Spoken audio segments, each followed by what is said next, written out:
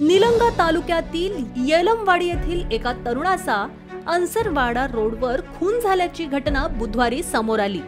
विकास नामदेव थोरमोटे वय वर्ष 28 असं खून झालेल्या तरुणाचं नाव आहे। याबाबत निलंगा पोलीस ठाण्यात गुन्हा दाखल करण्याची प्रक्रिया सुरू आहे। पोलिसांनी सांगितलं की निलंगा तालुक्यातील येलमवाडी येथील विकास नामदेव थोरमोटे हा तरुण शेतीसह ट्रॅक्टर चालक म्हणून काम करत होता। मंगळवारी रात्री 8 वाजण्याच्या सुमारास कोणाला तरी फोनवर बोलताना शिवीगाळ करत तो घरातून बाहेर पडला। थोड्या वेळानंतर त्याचा मोबाईल बंद दाखवत असल्याने घरच्या मंडळींनी निलंगा येथील नातेवाईक आणि मित्रांकडे चौकशी करत शोध घेतला असता तो आढळून आला नाही। बुधवारी सकाळी निलंगा शहरातील अशोकनगर भागातून अंसरवाडा जाणाऱ्या मार्गालगत विकास थोरमोटे याचा मृतदेह नग्न अवस्थेत आढळून आला। घटनास्थळी नातेवाईक तातडीने दाखल झाले।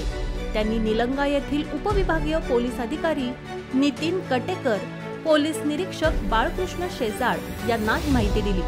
त्यांनी घटनास्थळी दाखल होत पंचनामा केला। मयत विकासचे कपडे मृतदेहापासून दूरवर पडलेले आढळून आले।